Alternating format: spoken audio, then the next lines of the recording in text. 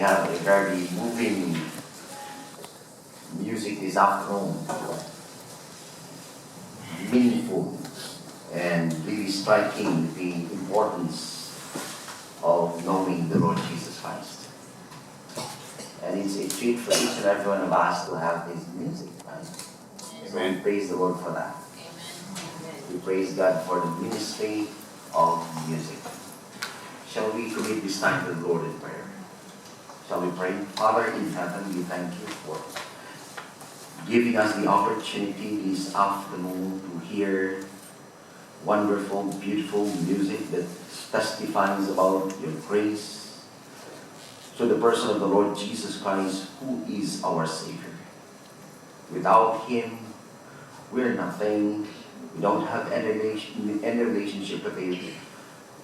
And because of the Lord Jesus Christ, we have hope, we have joy, we have the reason to live and to persevere and be faithful before your own presence, Father. It is our prayer that this afternoon you will speak to us through your word by the filling and the guidance of the Holy Spirit. I pray that in all these things may we glorify and honor your holy name. Thank you, Father God in heaven, for answering this prayer. Be gracious to each and every one of us, even your servant. And let this be a time that glorifies and honors your name. Thank you for answering our prayer to be others and us. In the mighty name of our Lord and Savior, Jesus Christ, we pray. Amen. I am tempted to use the Amen. Yung wireless. Pagtatanggalin ko muna itong mga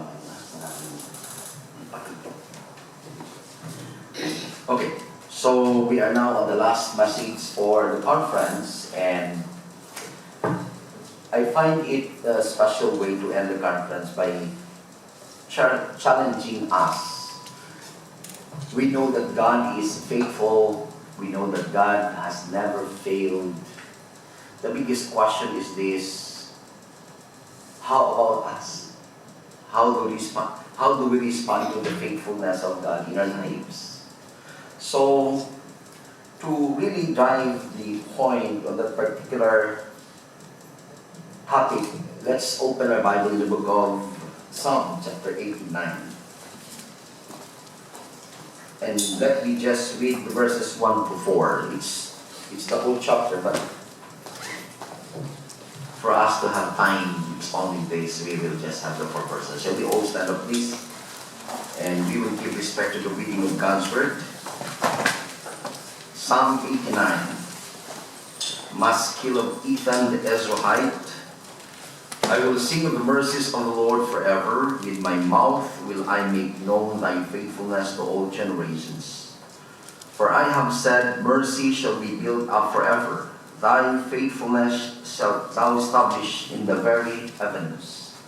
I have made a covenant with my chosen. I have sworn unto David my servant. Thy seed will I establish forever, and build up thy throne to all generations. Selah. This is the word of the Lord. May the Lord bless the English word. You may have your seats, please. Faithfulness to the faithful God. How can I describe the faithfulness of God in the most perfect way? That's the question that lingers in my mind. If I would be given the chance to describe the faithfulness of God in my life, how will I describe it? And the answer is, actually, I cannot. I cannot. Just to say that God is perfect is enough. And no words can really actually describe the perfection of God's faithfulness. All I know is that until now, the reason I am here, the reason I breathe, the reason I serve the Lord is because God has been so faithful. Amen. Without that faithfulness, I am nothing. And through time, as I age, wala na tayong magagawa. Talagang aminin na po natin. Tumatanda tayo natin, di ba? Yung iba nga sa katandaan ay pangit ang mga pakinggan. No? Umuwi na lang. No? Nag-for good na. Medyo napapagod na rin. Yung iba, dahil na in love, umuwi na rin. Mas, yung iba talagang dahil wala nang love, uwi na rin. Lahat na lang na reason. Kaya tayo umuwi. Pero ang Panginoon, He never fails to be our God. He is so faithful. That's why the Bible says He will never forsake you. Right? Yes. He will never forget you. He will never fail you as our God. I'm 23 years now in the ministry. I graduated 1995 from Dome Baptist Seminary. And as I look back in my life, I learned one particular and special lesson when I was starting to be a student of Dome. It was my first year in the seminary. My sister promised me that she would really support me in my pursuit as a pastor in the Bible school. Believing that promise makes me confident that I can really finish my pastoral course. It was actually the first major exam in my first year life as a pastor. Confident that I am already paid, I went to the business office and with an air of confidence demanded my exam permit, only to find out that my sister didn't pay my tuition fee. So I said to the treasurer, can you please make it sure maybe you have just missed it? Because all I know, she told me, ako bahala sa'yo. So tiningnan niya uli, pagtingin niya, sabi niya, wala talaga eh. Ang laki ng utang mo. With my rebellious spirit, I raised my voice and then sabi ng treasurer, sabi niya, can you please go up and talk to Sir Samar? Kapag may utang na malaki, kausapin mo yung presidente. Tanungin mo kung papayagan kanya mag-exam. So, makita ko yung Sir Samar, kinausap ko siya, tinignan niya lang ako, sabi niya, Abraham, I want you to go to your room. Siguro na-feel ni Sir Samar na parang rebellious yung spirit ko. I want you to go to your room and pray before God that He will provide your needs. Knowing Sir Samar and the way he speaks, talagang respetuhin mo. So I went back to my room, wondering, crying, and rebelling against God. Akala ko dahil sinunod kita, ipoprovide mo yung mga pangangailangan ko. Eto ngayon, no? Eto napala ko sa'yo. Yan. Para pag ako pa yung may right na magreklamo sa Panginoon. So I'm praying there with reluctance, with a rebellious spirit, and quite yung tinatawag na binibilangan ko ng Diyos. Kung sa Ilonggo, nasukmahan ko ng Diyos. Ano kayo mo naman? Ano ba naman ito? Pinapabayaan mo ko. After my prayer, I went back to Sir Samar. And then sabi niya, bumaba ka. Doon ako bumalik kay Sir Samar. Bumalik sa business office. Baka makahiya uli ako eh. Yeah. Bumalik kay Sir Samar. Sir, tapos na ako mag-pray. O sige, bumaba ka ulit sa business office. Pagbaba ko sa business office, sabi ng business office, okay, ito na yung permit mo, bayad ka na. Bayad na ako? Yung pala, nagpadala na si ate. Hindi lang nabigay sa business office. Okay? So, nag-delay lang ng konti para bigyan ako ng leksyon. Na hindi ako dapat maging mayabang dahil meron ng ating mag-provide para sa akin. Actually,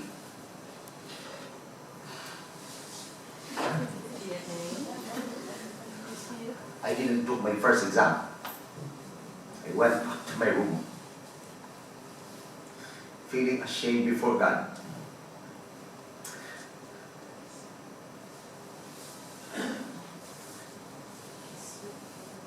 And I repented my sin. Alam niyo po kung bakit umiyak ako.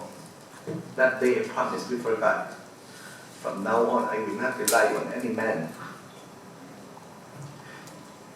And since you called me, I will trust you, and I will never, ever complain again.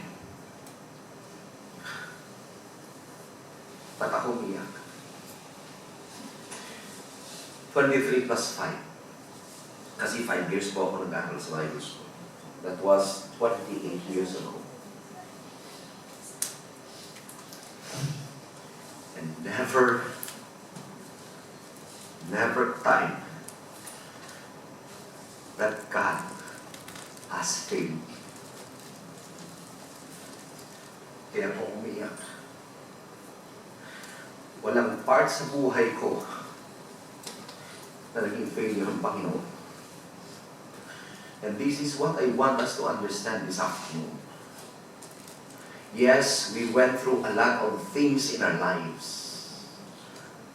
The things that we call ups and downs of life.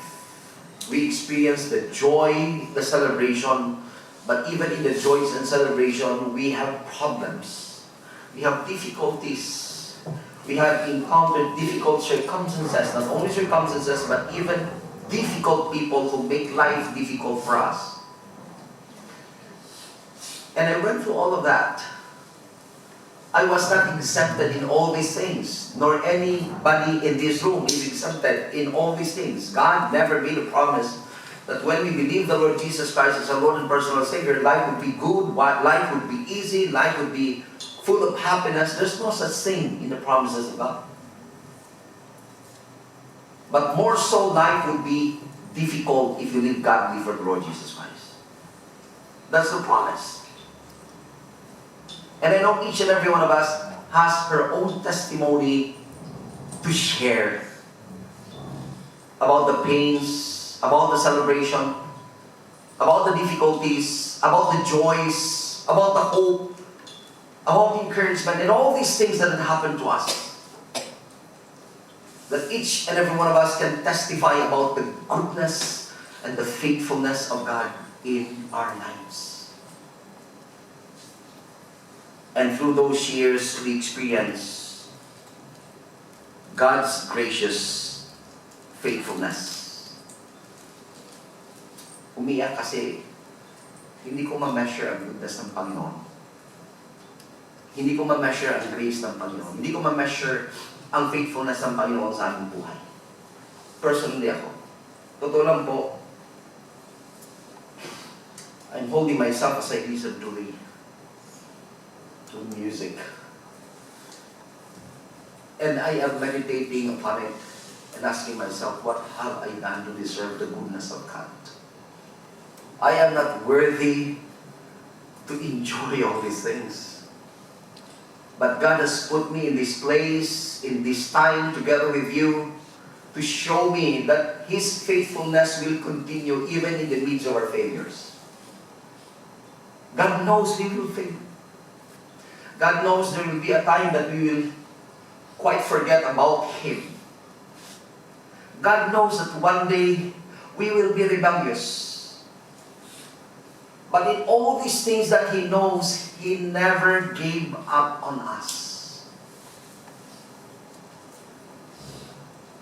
Kaya ako nahihiya ako sa Panginoon kasi ang dami kong failure sa buhay ko. And then I saw Him just giving, sustaining, and blessing me with all the things that I don't deserve to have in my life. Number one, the ministry. He called me into the ministry. Hindi perfect kung sa ang faithfulness ko, kung i-mesh ko, ang liit-liit na But God never failed to bless me. Number two, my wife. God gave me a wonderful wife. And she's always a blessing to me. I am who I am now because of God, first of all, but more so because God has given me a wonderful wife, I tell you. Some of you have met her already. And hopefully, through the coming years, makakabalik silang dalawa. And then, my daughter. She's always a joy to me. Kahit natutitigas na yung ulo niya. Gano'n eh. Teenager, dapat i-anticipate mo na kapag nagiging teenager yung anak mo, medyo nag-iiba yung ugali. Pero regardless kung ano pa yung ugali niya, sabi ko sa sarili ko, mamahalin ko siya. Gano'n siguro pakiramdam ng Diyos. Dahil mahal mo yung anak mo eh. So kahit matigas yung ulo niya, kahit nagre-rebelde siya, kahit kung minsan sumasagot siya ng pabalang, mamahalin at mamahalin mo, gagawin at gagawin mo ang mga bagay na mararamdaman niyang mahal mo siya. And I believe that's what God is doing to all of us also. Doon sa iba, wala talaga yung anak, wala tayong magagawa. Ganun talaga ang buhay eh. Pero, iba naman experience yun sa inyo. Bakit mahal ang Panginoon? Hindi ko mo ako may asawa, ako lang mahal. Hindi nga kayo. Kahit magmatandang dalaga na kayo, may magmamahal pa rin sa inyo. Nandyan si God. Ha? Oo. Tsaga-tsaga lang muna. Okay. Now, how can we test the faithfulness of God? How did God show His faithfulness? And how had we proven that in our life? Number one, in the text that we have read is this. The faithfulness of God actually has stood the test of time. In verse 1 it says, I will sing of the mercies of the Lord forever. With my mouth will I make known thy faithfulness, look at this, to all generations. If you just look at the depth of those phrases, kasi pag nababasa tayo minsan ng Bible, in passing, okay na. But if you look closely, when Ethan, the Ezrahite, mentioned these words, God is telling us through Ethan that the truth is this. My faithfulness will transcend all times. By the way, ang nagsulat ng Psalm is si Ethan. Sino si Ethan? The Ezrahite. Sino si Ethan? The Ezrahite. Ethan the Ezrahite. Kapag dinescribe po siya sa 1 Kings 4:31, and God gave wisdom to Solomon. Dinescribe, diba? Si Solomon ang wisest of all. And then the next name was mentioned. Wiser even than Ethan the Ezrahite. So before Solomon became the wisest man, there was this man whose name is Ethan the Ezrahite, who was described as now second wisest person in comparison to Solomon. Ibig sabihin, itong taong ito, malalim mag-isip. Malalim mag-isip si Solomon. Malawak ang pangunawa. So, Ethan observed who his God is. And one thing that he understood about this God is faithful, and his faithfulness transcends all time. What is time? Time is limited, time is short. Yung sinasabi na, time is short, ang dami ko pang gusto gagawin. Meron yung mga playboy, time is short, so many women. Parang ganon. Diba? Parang gusto mong i-maximize yung time mo kasi alam mo, one of these days you will be gone forever. And what have you done with your life? So time is limited, time is short, and eventually, time will end. Kung ano ang may simula, meron niyang wakas. Nagsimula ang time. Kailan nagsimula ang time? When God created the world, time began. Alam po ninyo, ang maganda ron, hindi po confined ang Diyos sa time. Alam niyo ba yan? God cannot be controlled by time, but it's God who controls time. Actually, God created time. When He created the sun, the moon, and the stars for the seasons, time has started then. Kayang kunin ng Panginoon. Kung anong kinreate niya, kayang kunin. So time has begun and time will end eventually. Ano sinabi ni Psalmist? His faithfulness transcends all generation, transcends all time, transcends all people. Habang iniisip ko ito, sinasabi ko, men are all subject to time. As I have said in my introduction, I have served the Lord for 23 years, but in comparison to the faithfulness of God, what is 23 years? Kung minsan may mga pastor, kapag kinausap mo, una ka lang sabihin, alam mo, ano na ako katagal dito si Simbahan. I'm 30 years. Meron nga akong tinanong talaga na sa fellowship namin sa District 1, doon sa Bacolod. Sino sa inyo dito yung umabot na sa 50 years ang buwan, expecting na wala talaga, di ba? Mahirap paghanap ng pastor na tumagal ng 50 years sa ministry. Oh. May nag-raise. Nagulat ako. Sabi ko, how long have you been serving the Lord? 53 years now. Siguro nagsimula, sa doon siya nag-graduate. Siguro simula siya teenager. Ang dami ng mga churches na establish niya. Ngayon nasa Bacolod siya and he's been serving the Lord for 53 long years. But again, in comparison to the faithfulness of God, what is 53 years?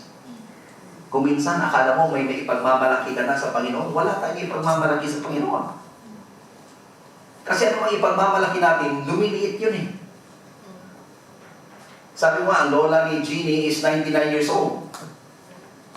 Yeah. Tapos may uncle siya na yung nanay ng wife niya is, nung bumisita kami, 99 years old. Grabe no? 99 years old din siya. Pero yung lola ni Jeannie during the time, yung 99 yung matanda, 93 pa lang yung lola ni Jeannie. O, nagkita sila. Eh, alam niyo, may matatanda. Sabi nung yung public, yung 99, sabi niya, 99 ako. Doon ka. 99 ako. Eh, bingi yung lola ni Jeannie, hindi na rin 99. Ako, 94.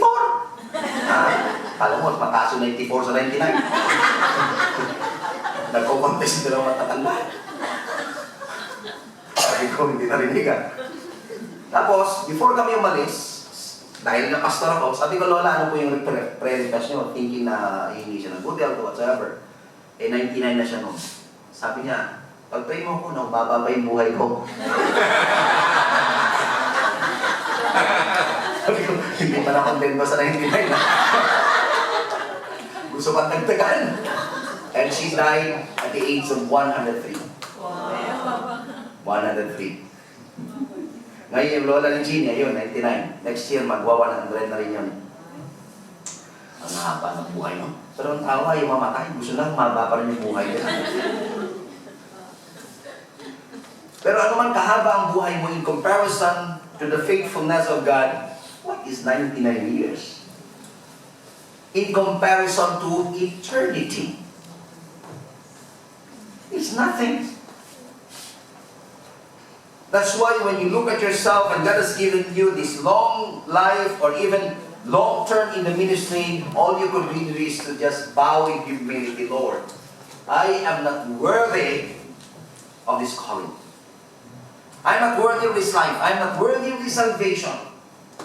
Who am I among the millions, among the billions, that I will be one chosen to be recipient of your salvation? No one deserves God's salvation.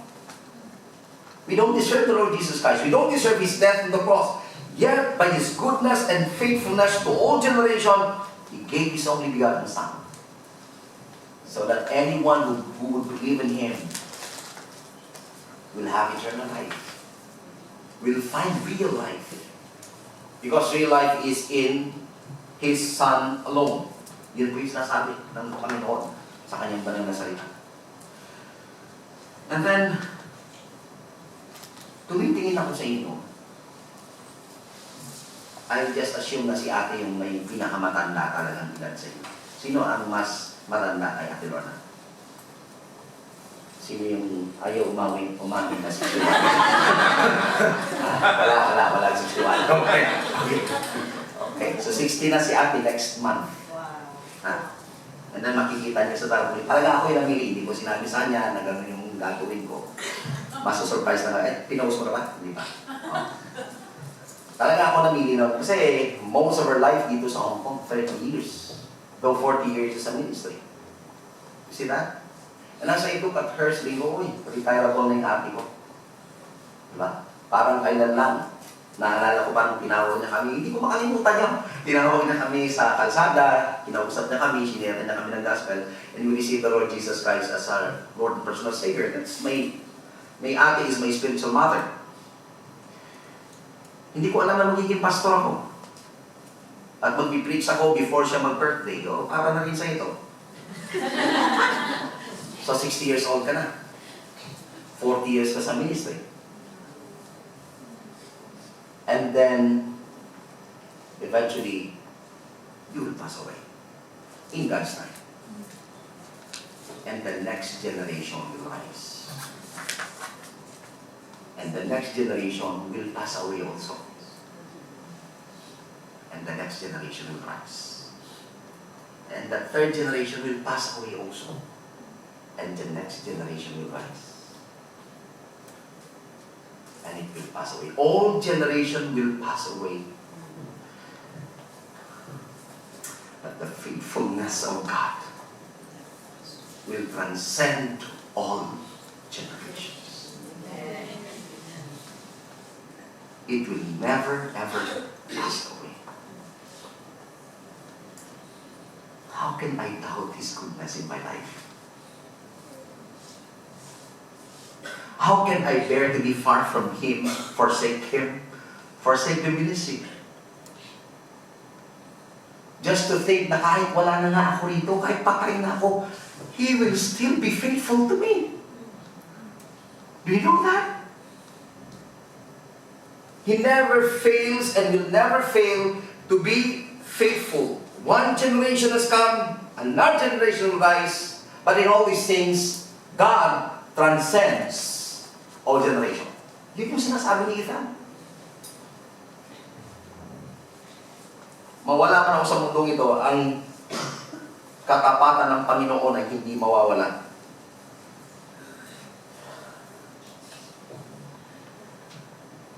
So, masasabi natin that the faithfulness of God will never fail. Ang ganda nung kasi kahit wala na ako ito, faithful pa rin siya sa akin. Diba? May iba eh. Nagpahawag ko na kayo. Pagkatapos ng 2 taon, question mark na yung relationship nyo sa boyfriend nyo, sa husband nyo, 2 taon pa lang. Diba? No? Tag-2 pa lang. Hanggang ngayon, 2 taon na ba? Ang kontrata. Pero pwede mo ng 1 taon, di ba? May iba na eh. 1 taon pa lang eh. Wala na. Kung nakikinig kayo kay Tulfo, ay nako. Wala eh. Hindi ko kita yung faithfulness sa relationship.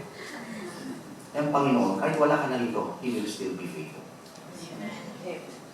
So the faithfulness of God has stood the test of time. It also stood the test of trustworthiness. In verse 2 it says, "For I have said, mercy shall be built up forever. Thy faithfulness shalt thou establish in the very heavens." What is heaven in comparison to earth, and what is earth in comparison to heavens? Ano bang heaven? Kapag magsabi ka heaven, it's the abode of God. Kapag may nangyayari dito sa mundo, hindi nangyayari sa heaven. For example, earthquake. You're so blessed na dito kayo sa Hong Kong. Walang earthquake. Ano kasi pangalan niya? Si Jenny? Ano pangalan mo? Jenny? Ikaw? Wala nang iba. Ikaw yung tutulog. Ano pangalan? Taga Isabela? Jenny. Oh, Jenny nga. Ba't nagtataka ka? Ikaw ka bang Jenny rito? Oh. Kasi yung amo niya, mag-venture sa Taiwan. Tinanong ko siya. Sabi ko, ha? Mariglo. Mariglo. Sino yung Jenny? Ikaw, hindi ikaw nandito ang aking ina. Si Mariglo. Oh.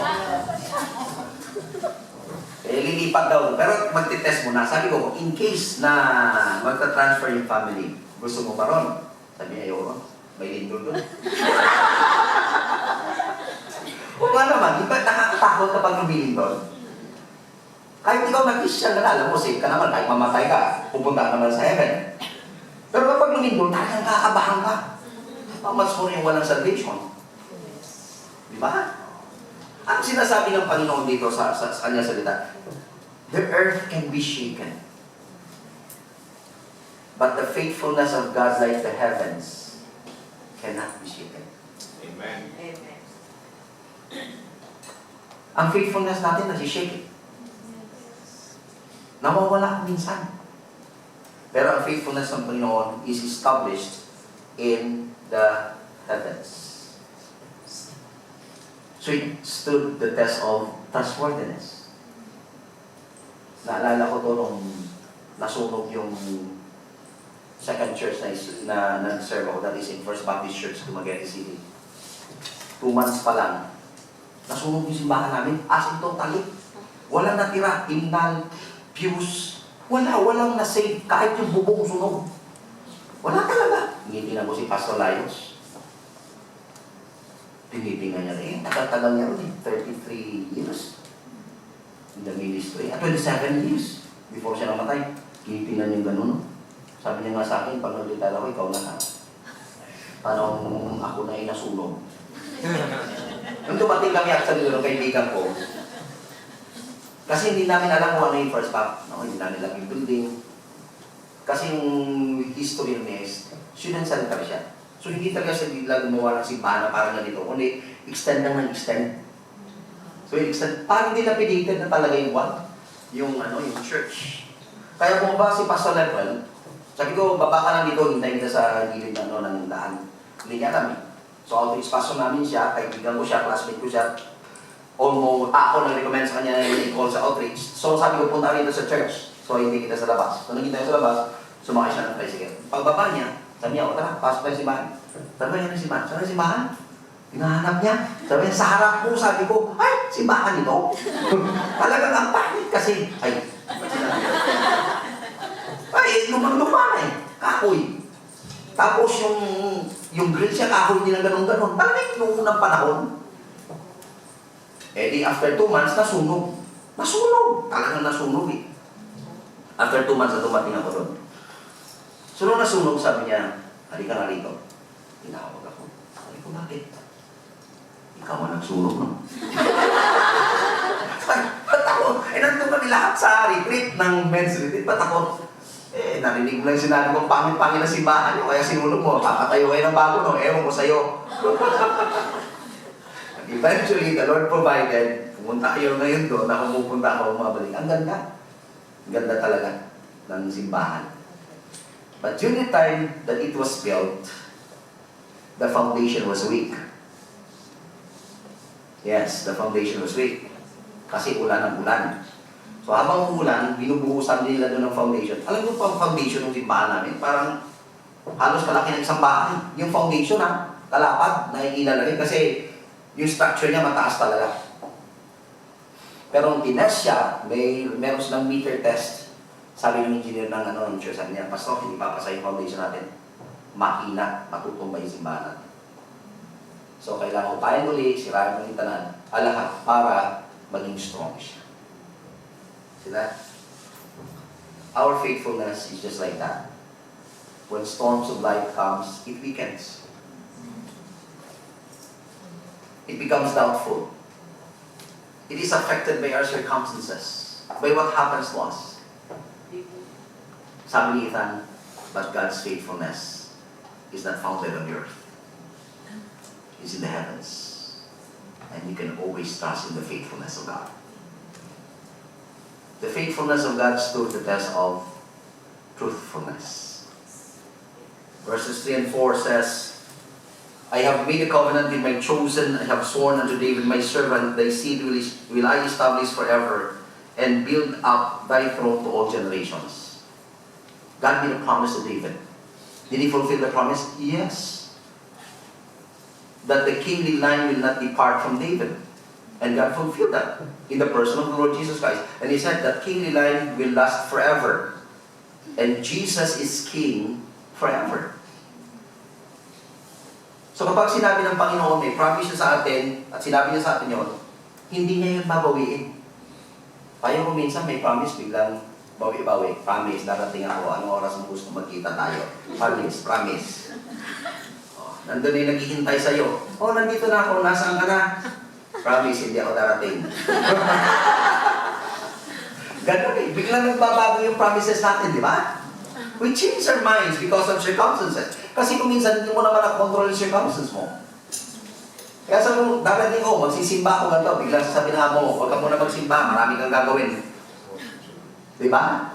Did you ever experience that? Ready na kayo, pupunta na kayo sa church, o kaya may pupunta na kayo, pusura-pusura, biglang sabihin na mo, don't go, it's not your off. What? You want to die? Parang hinahamon yung ako niya, no?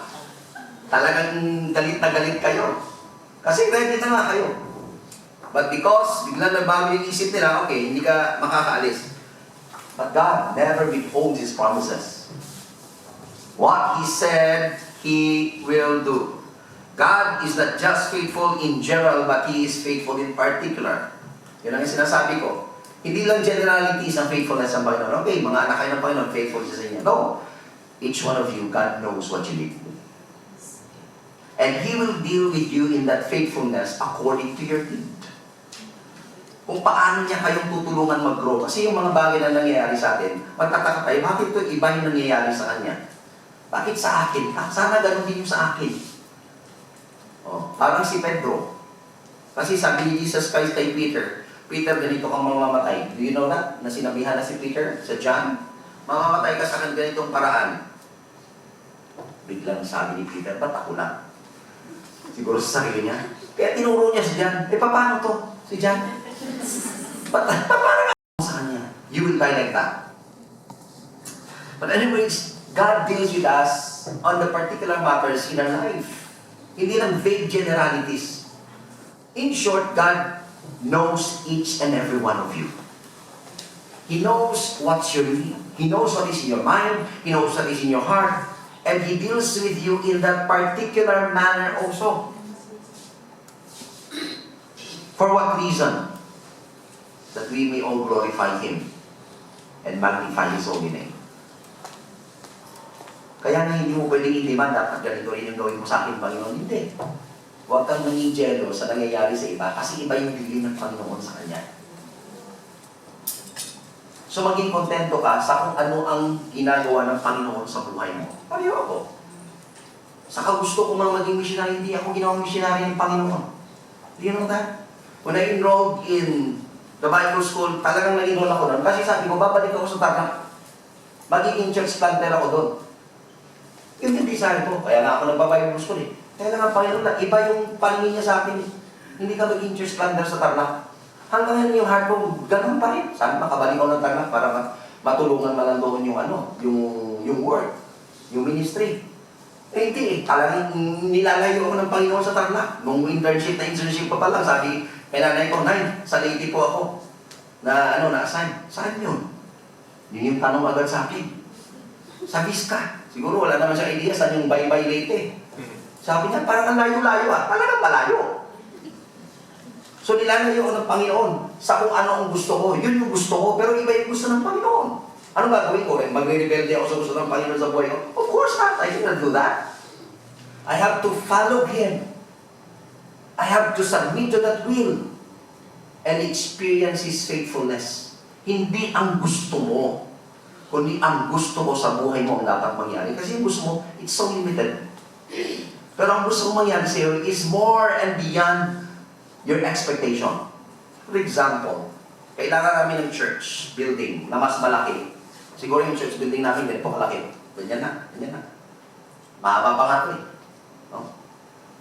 Para ganito, mahaba-haba lang ng konti. Ang dami na kayo nagsisimbahan sa kalsada, may nakaupo na. Sabi sa Panginoon, bigyan niyo po kami ng lupa na at least 2,000 square meter. Kasi kailangan ng school, kailangan ng simbahan.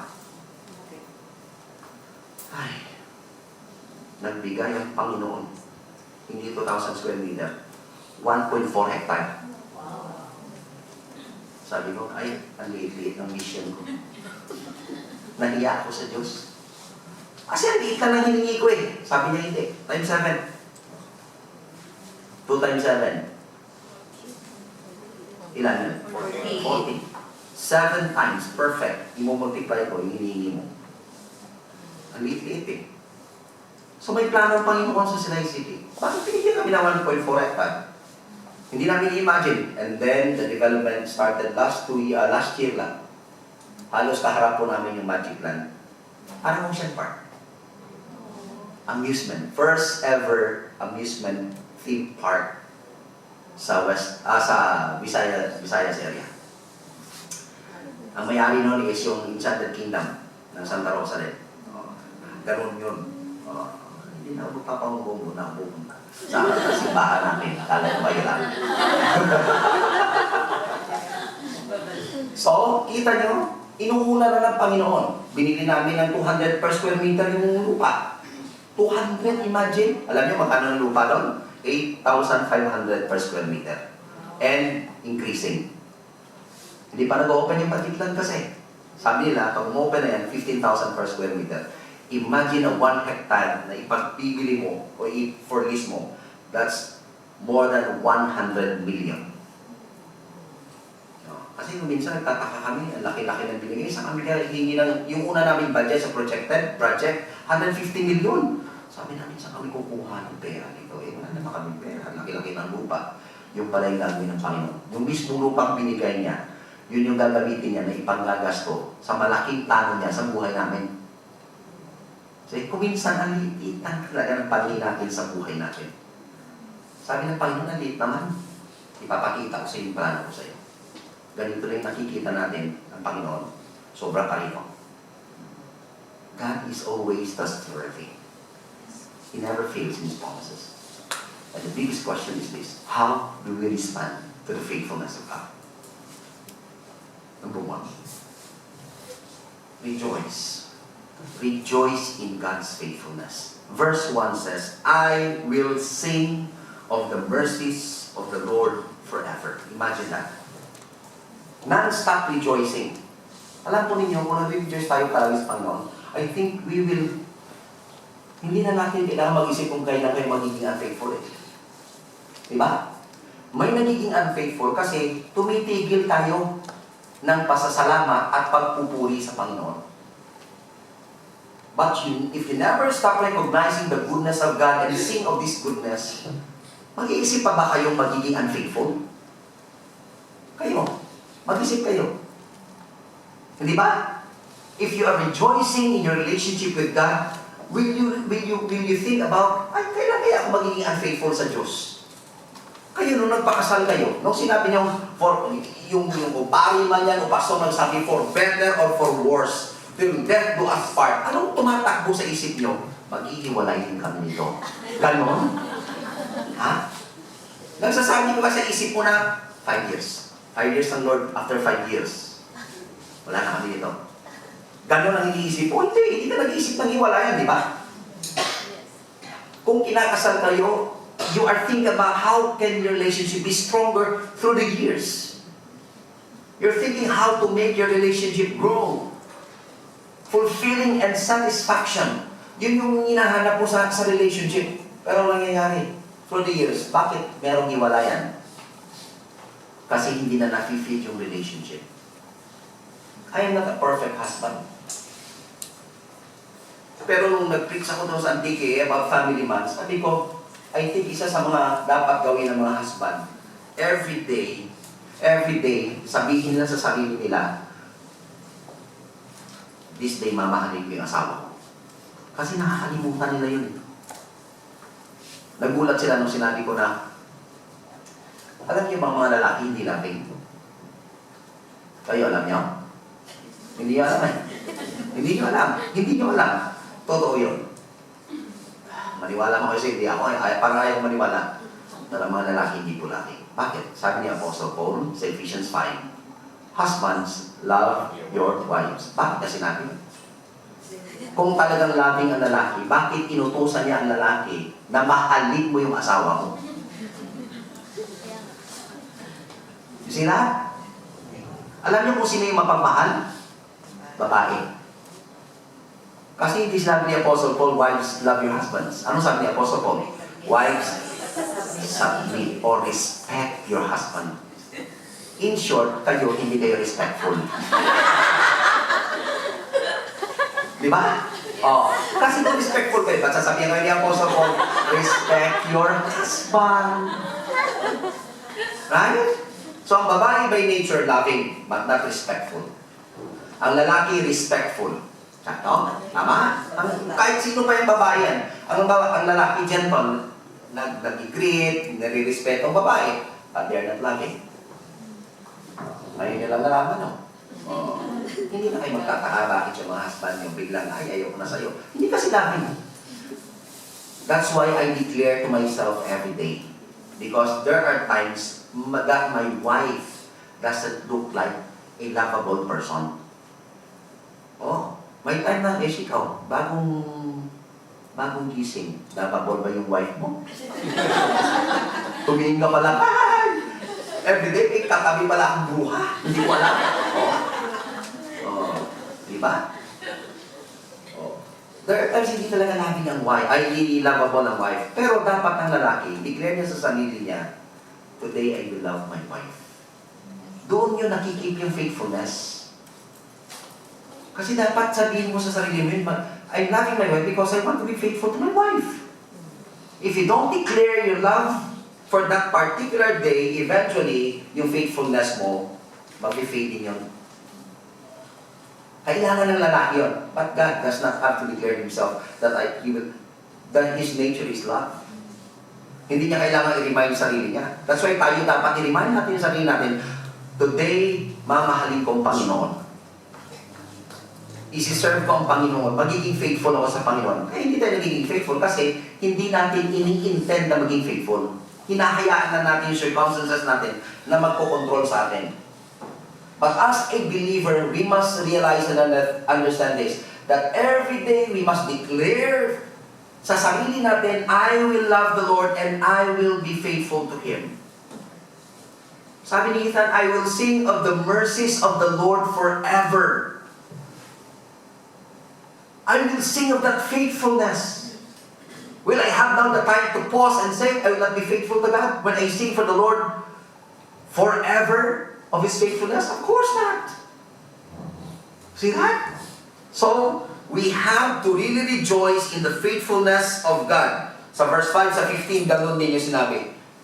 Sabi niya, blessed ang tao, o happy isang tao, na alam niya ang festal rejoicing. Tinignan ko, ano itong festal rejoicing? In verse 15, I read that, blessed is the people that know the joyful sound. They shall walk, O Lord, in the light of Thy countenance. Sa iba, festal shout. Sabi, ano itong festal shout? Fiesta. Hindi. Someone says, make a joyful noise unto the Lord all the earth. Ano yung festal shout? Nung sinabi ni Doc Amay sa akin, nung nakaraan na, itong this week lang, sabi niya, pag pumunta kayo doon sa amin, sa summer, yung anak mo, lalagyan mo ng brace for free. Alam niyo kung magkano brace? Magkano? 50,000. Kung kilala mo, yung 40.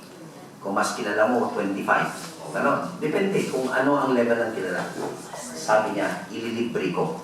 Nagulat ako. Ano daw? Ano sabi mo? Pumunta kayo sa bahay sa summer. Nakita ko yung anak mo nung nag-speak ka sa Antique. Nag-medical mission kasi sila doon. Ako yung speaker. So nakita nila nag-smile yung anak ko. May mga sungki-sungki. So sabi niya, pumunta kayo ng summer. Eto ngayon.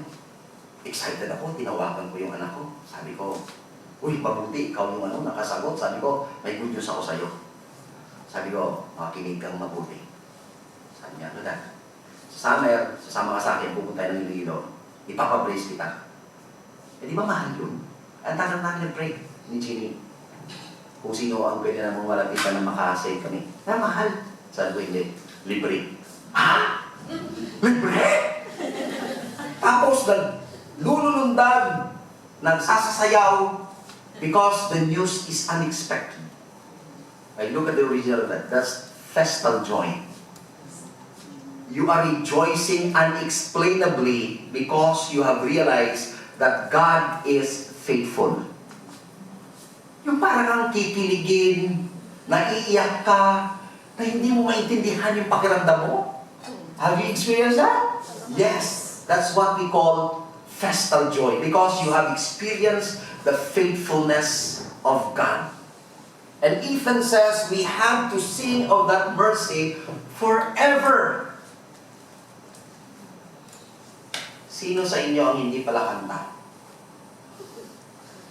Nagsabi choir lang ang may karapatang kumanta. Hindi.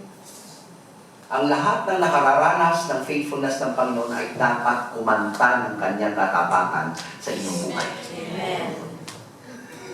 Kasi wala namang sintonado sa harapan ng Panginoon eh. Walang sintonado. Lalong-lalo na nanggagaling sa puso mo. Anong ganda pa ng kanta yan kung pasikat, hindi yan tatanggapin ng Panginoon. Amen. Hindi talaga. May isang monastery. Sa monastery na to, mga monk yung serve. Every night, yung mga monk, kumakanta yung mga yan. Meron doong bagong recruit na kapag kumanta, lahat ng monk nagtatabo ng mga tenga nila. Kasi talagang kahit sintonado, hindi siya sintonado, sobra pa siya sa sintonado. Masakit talaga sa tenga. Ang problema, yun yung requirements ang nakapagbago ka. Ikaw talaga yung nakaschedule na kumanta. Yung kanta talagang hindi nako. So, one day, sabi nung pinaka-head nila, sabi niya, palitan niyo nga siya. Kasi talagang masakit sa tenga, gabi na, hindi tayo makatulog. Siya pa yung na-assign kong gabi. Ay pinalitan, ang gaganda ngayon ng kumanta. Ang gaganda talaga. Ng mga monk, ang ganda ng boses. Tapos, one night, the monk had a dream. And the dream is like, God is talking to him. Sinasabi ng Panginoon,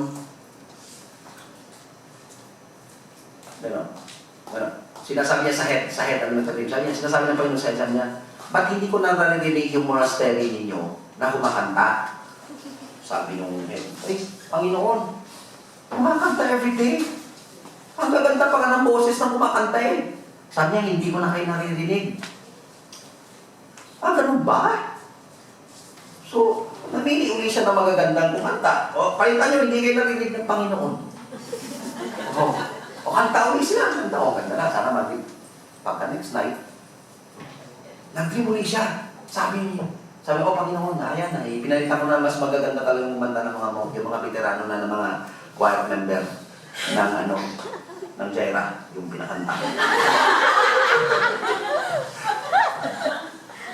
Sabi ng Panginoon, wala pa rin eh. Wala pa rin. Sabi niya, wala pa rin. Ngayon, na-schedule uli yung sintonado. Pagka-schedule, nag-dream uli yung head mo. Sabi ng Panginoon sa kanya, salamat, binalik mo, ganda-ganda ng kanta. Ha? Yung pala yun. Kasi sabi niya, ang ganda ng kanta na naririnig ko galing kasi sa puso. Yung lahat na magaganda yung kanta na yun, hindi galing sa puso. Hanggang dito lang. Di ba pag kumain kayo hanggang dito, nabibiluukan kayo? Sabi niya, magandang silang pakinggan sa tenyo, pero hanggang dito lang sinasakit. Hindi nang gagaling sa puso. See? Walang pinipiling singer ang Panginoon when it comes to singing about His faithfulness. So we sing, we rejoice, and then we recite. We recite of God's faithfulness. For I have said, sabi niya, talagang sinabi ko, mercy shall be built up forever. Thy faithfulness shall thou establish in the heavens. Dineclare niya yung faithfulness ng Panginoon. Talagang dineclare niya. Kuminsan, it comes in the form of testimony. We declare the faithfulness of God in our testimonies. Sometimes sa casual talk na natin, sinishare natin ang faithfulness ng Panginoon sa buhay natin, di ba? So the reason that we can go on being faithful to God is when we never stop talking about God's faithfulness. The moment we stop talking, kanina singing eh, the moment we stop talking about it, then Satan comes in, nag-i-interrupt. Totoo na faithful ang Panginoon sa'yo. You'll put doubt in your minds, in your experiences. And then you eventually forget about God. So keep on reciting the faithfulness of God in your life. The third thing is, recall, etong pinakamagandang nakita ko dito. Recall you. And remember. And the best way to remember is to write. Hindi na usang writing, no? Pero the very reason we have the Word of God is because they have written it and we understood. Now, there is this word in Psalm. Nakakala siguro ninyo, walang banyo, walang silbi. Nabantayan ninyo na sa Psalm ay merong word palagi. Sa ilang mga verses, nasa dulo ay mayroong word na Selah. Do you know what is the meaning of that? Pause, sabi na pause. Or refrain, or slow down. But I got this explanation from my former pastor nung nandun pa kami sa Tarlac, sa Trinity. Ni-explain niya, yes, it means pause. Pero it literally means mark that. Mark that. So tinignan ko, dito sa Psalm 89, may 4 na verse na may Selah. So tinignan ko. Kasi you have to pause, di ba? When you pause, you mark, and you cannot mark unless you understand. So, ang verse 4 ang unang may Selah. Sabi niya, thy seed will I establish forever and build up thy throne to all generations. God is telling kay Ethan, I made a promise to David that I have chosen him, his seed, to be established in the throne forever.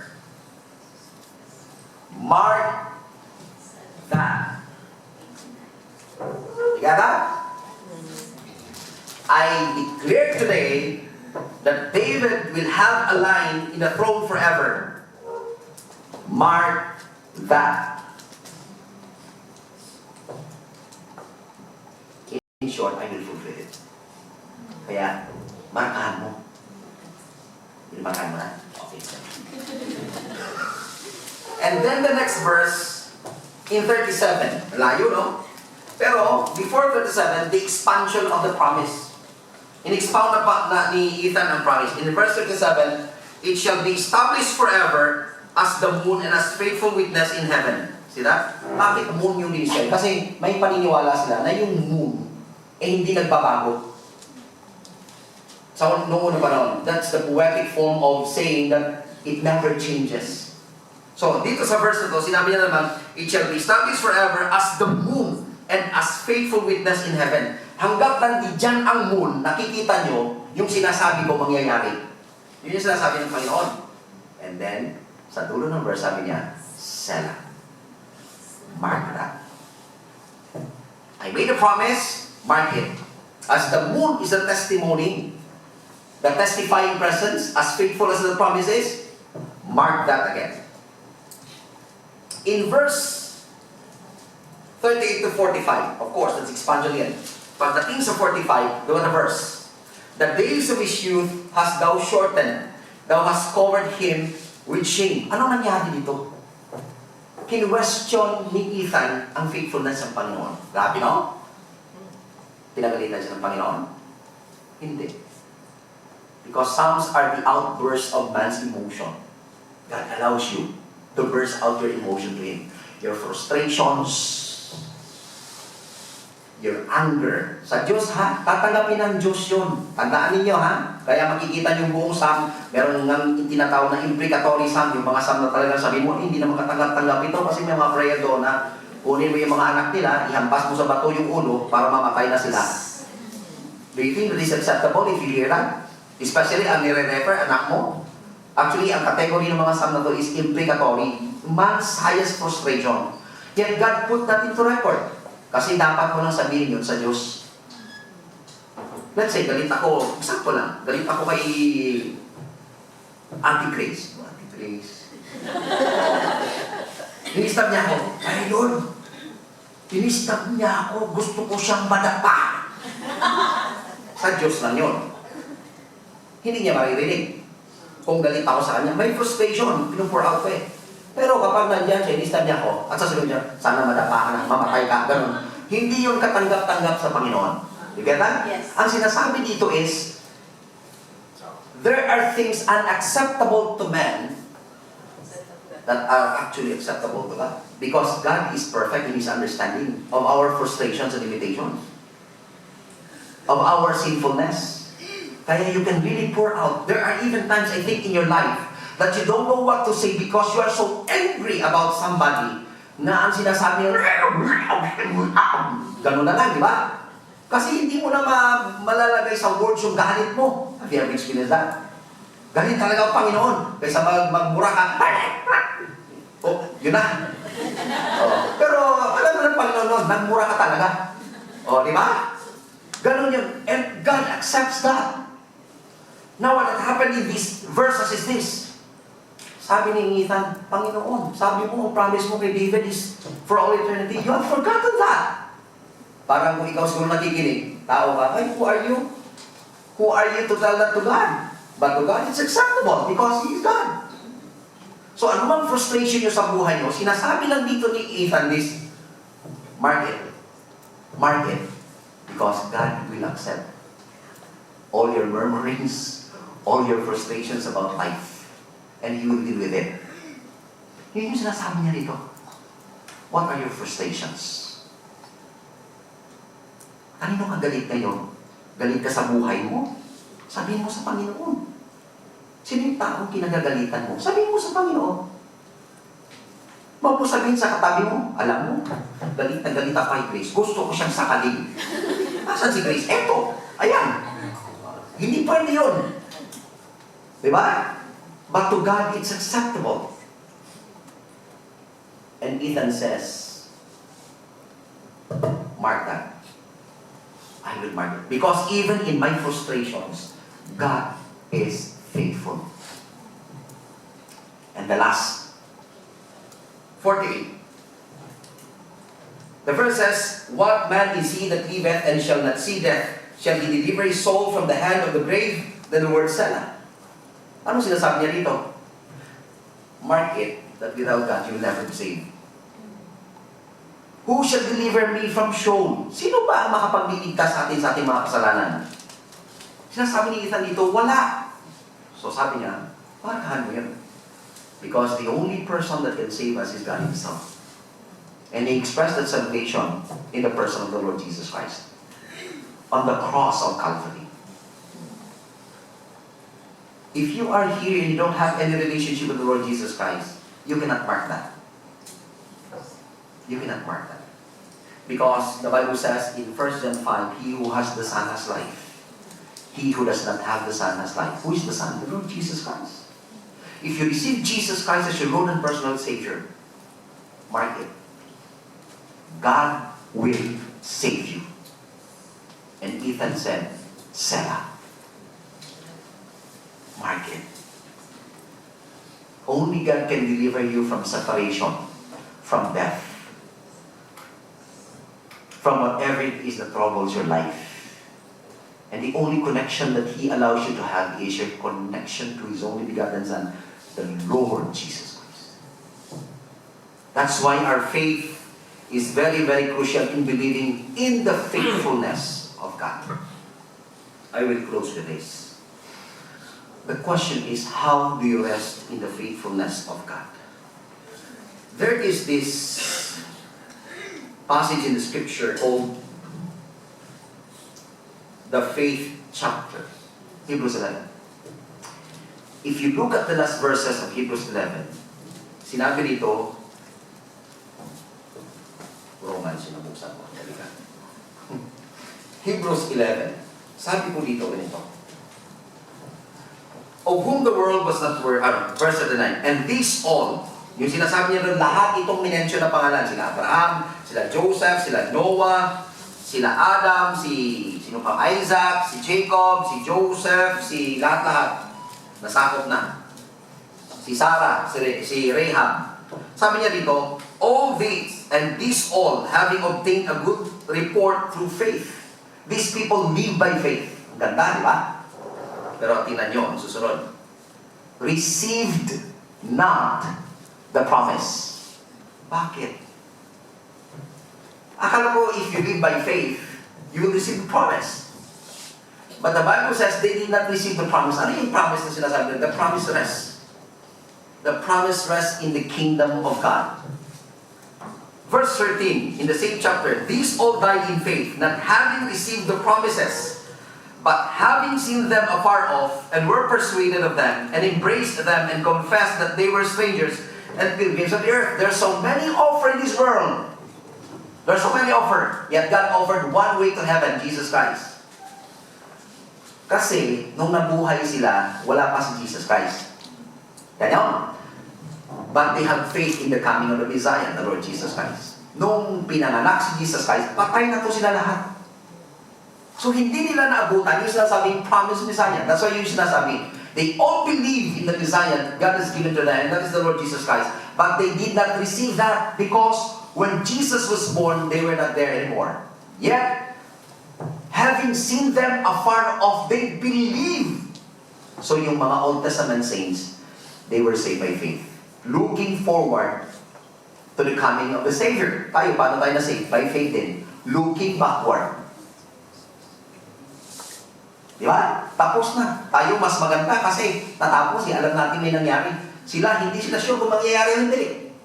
They have seen in the future. God will promise. Magiging totoo ba ito o hindi? But they believe. God honored that faith. Ito ang magandahan ngayon. One of them na mentioned is Joseph. Sabi dito sa verse 22, by faith Joseph, when he died, made mention of the departing of the children of Israel and gave commandment concerning his bones. Sabi niya, bago ako mamatay, tandaan niyo ito. Grabe, no? Siya, remember this. One day, God will visit you and will take you away from this land. And when the time would come, I want you to understand this. Bring my bones with you. Grabe. Huwag niyong iwan yung bones ko dito sa Egypt. Let me read that. Last two verses ng Genesis chapter 50. And Joseph took an oath of the children of Israel, saying, God will surely visit you, and ye shall carry up my bones from here. Bago mamatay, habilin ko, kapag kinuha na kayong Panginoon, dalhin yung bones ko. Ano sabi ko kanina? Kahit patay na kayo, ang Diyos faithful pa rin. What had happened? Exodus came. 13.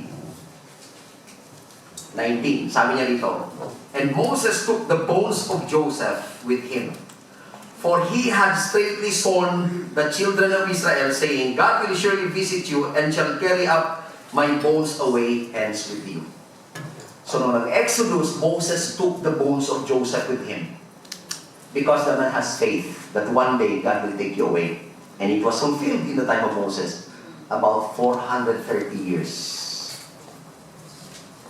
Naghintay ng 430 years yung bones si Joseph para lang matanggal siya dun sa kanyang tomb. Minention sa Hebrews 11. Babasahin ko.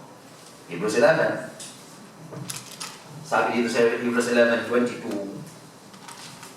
ganito yung pagkakasabi. By faith, Joseph, when he died, made mention of the departing of the children of Israel and gave commandment concerning his bones. Bakit importante ang bones? Hindi ba kayang kunin ng Diyos ang bones niya sa Egypt? Hindi. Sinasabi niya lang, naniniwala ako na gagawin ng Diyos ang sinabi niya. At ang magiging proof nun, yung bones ko, kukunin niyo.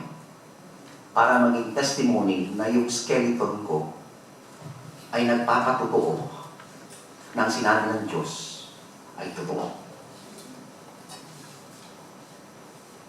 Isn't that amazing? And what is amazing is this.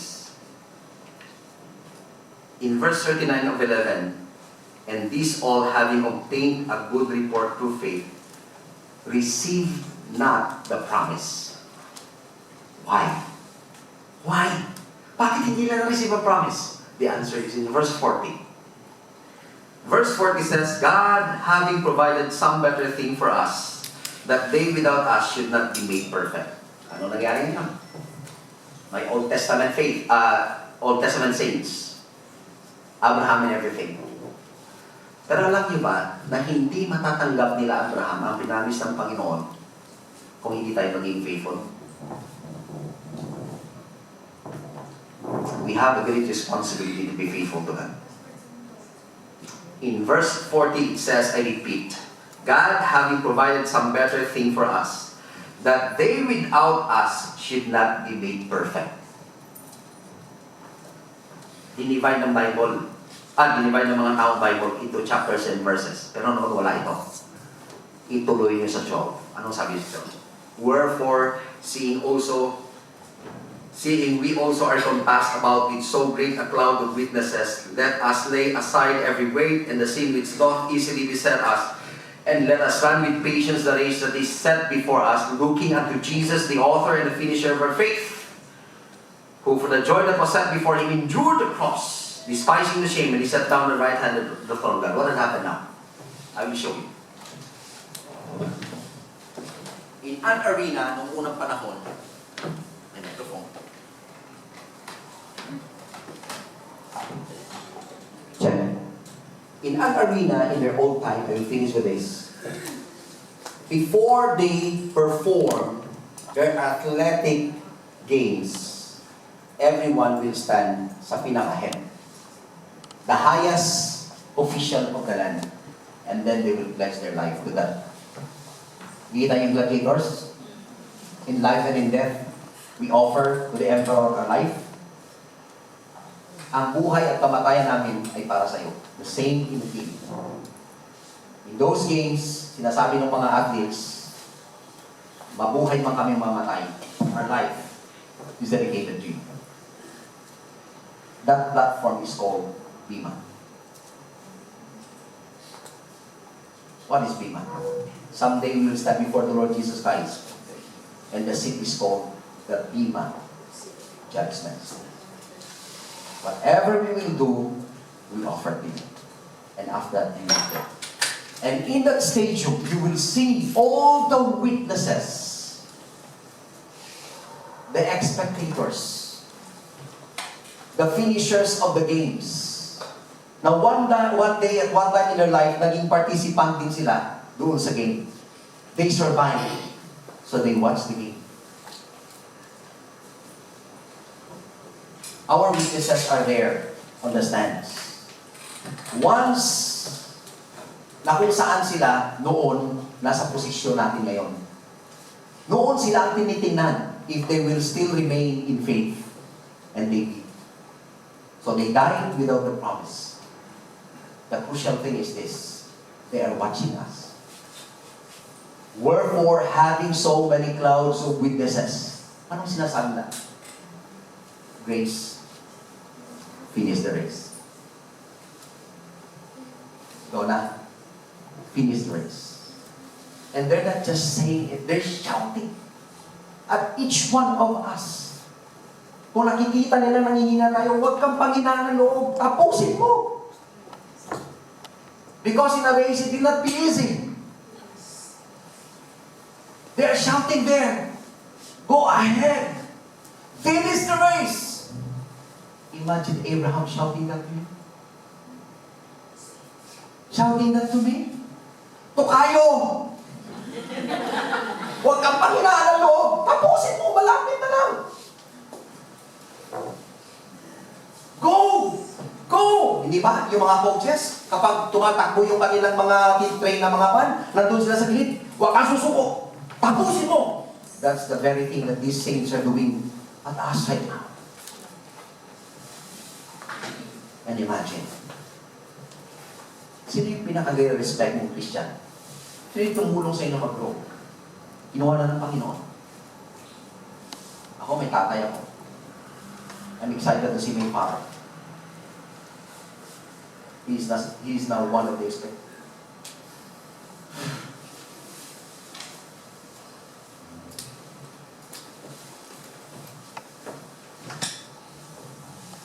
I just can't imagine my father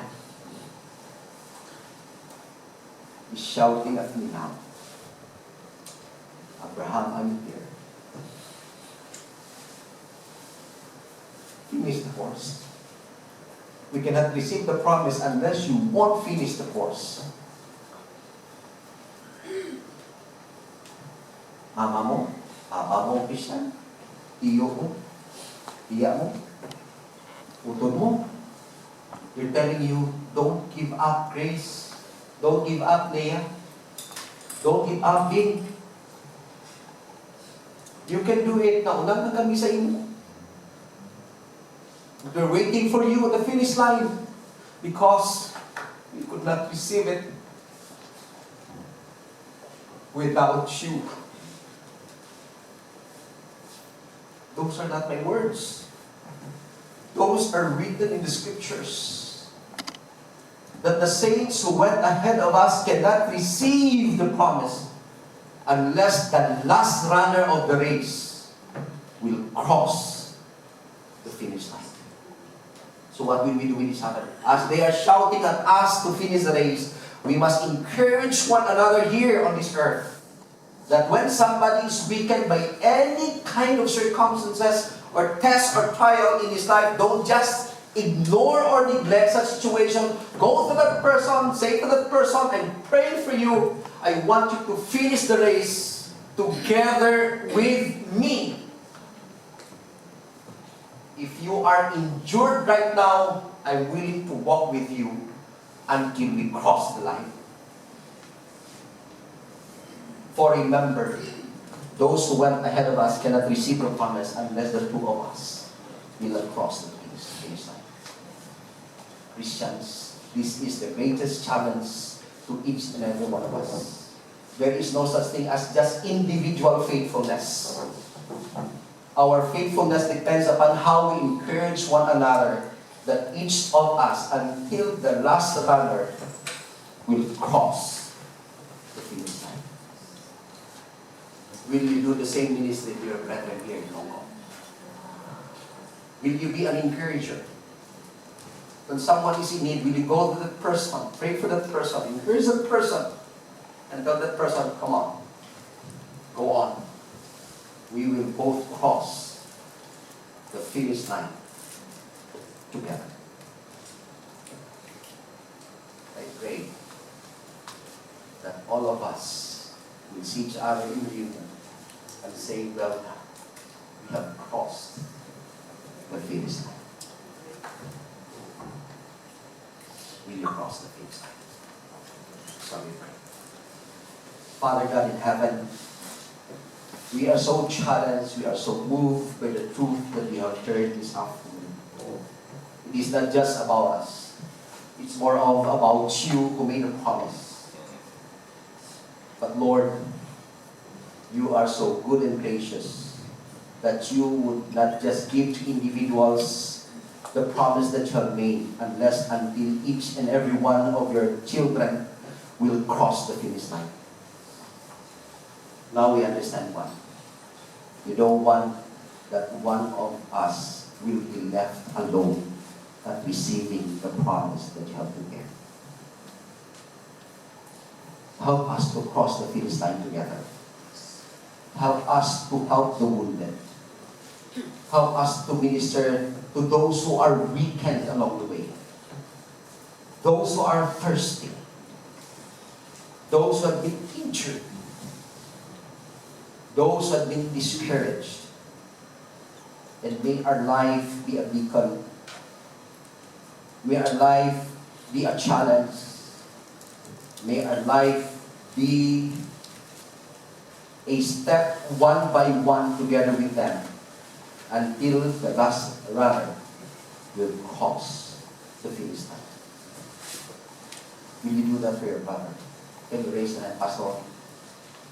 I will not take for granted any sister in the Lord from now on, or brother in the Lord, whom I know has been weakened in his faith along the way, but will start praying and eventually ministering and help that sister in the Lord to cross the finish line with me. Will you make that promise? Yes. Praise God. Praise God. Praise God. Praise God. Praise God. Amen. Amen. Yes. Yes. Praise God. Praise God. May the Lord just help us. Bless your heart as you make that promise. And if you are here without having a relationship with the Lord Jesus Christ and you want to know what is that relationship, to know more about the Lord Jesus Christ and willing to listen, willing to receive salvation, could you raise your hand? Pastor, hindi ko po naintindihan. But I pray that somebody would share to me, would explain to me kung ano yung sinasabi niyong salvation kay Jesus Christ. Because I don't want to be left alone when the Lord Jesus Christ will come. Anybody in this congregation who have that desire? Can you please raise your hand? And someone will minister to you. Someone will talk to you about that. Anybody? Before I close in prayer, anybody? Father, we thank you for the commitment made this afternoon. And I pray, Father God, that we will be true to our promise and commitment to you. That you will use us and we will be willing. We will sacrifice. We will make the effort. And do the best that we can so that each and every one of us can cross the finish line and receive the promise. Lord, thank you for answering your prayer. Thank you for empowering us, using us. And in all these things, may we glorify and honor your holy name. This is our prayer. In the mighty name of our Lord and Savior, Jesus Christ, we pray. Amen.